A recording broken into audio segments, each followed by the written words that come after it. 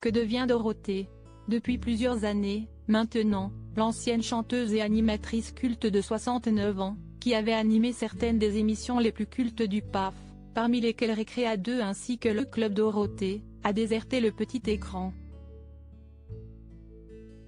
Ce vendredi 20 janvier, son ami Gérard Majax s'est livré à quelques confidences à son sujet, sur le plateau de Jordan Deluxe, dans l'émission Chez Jordan. Le célèbre magicien a expliqué l'avoir croisé, quelques années auparavant, en marge d'un concert au Palais des Congrès. Et, selon le prestidigitateur de 79 ans, celle-ci avait l'âme en peine. Auprès de Jordan Deluxe, Gérard Majax a d'abord expliqué avoir eu du mal à reconnaître son amie, lorsqu'elle l'a interpellé, avec les cheveux bruns et en ayant un tout petit peu grossi, je ne la reconnaissais pas du tout. Dans le même contexte, il a précisé que l'ex-vedette de la télévision était malheureuse de ne pas refaire de télévision. Poussé à étayer son point de vue, il a ajouté qu'elle était aussi de rester chez elle.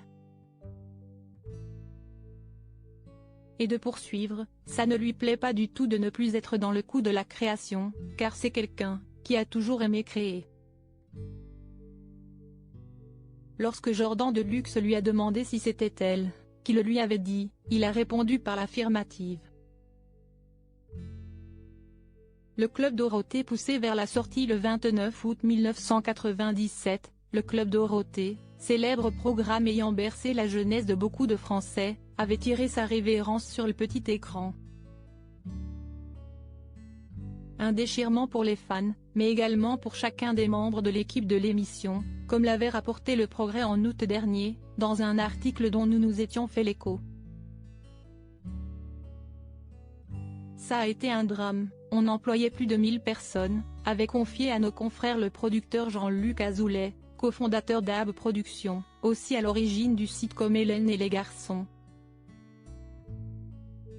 Ainsi, l'émission suivie par plusieurs millions d'enfants avait été poussée vers la sortie, alors que ses audiences étaient pourtant encore bonnes.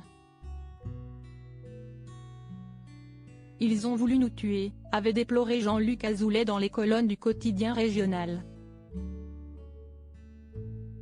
En cause, un certain nombre de critiques de l'émission pour sa crétinerie supposée, son aspect mercantile et surtout la violence de ses dessins animés nippons.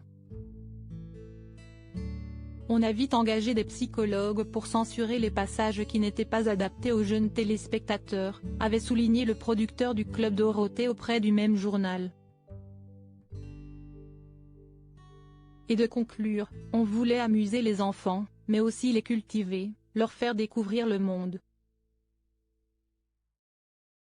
Article écrit en collaboration avec 6 Médias Crédit Photo, Capture C8.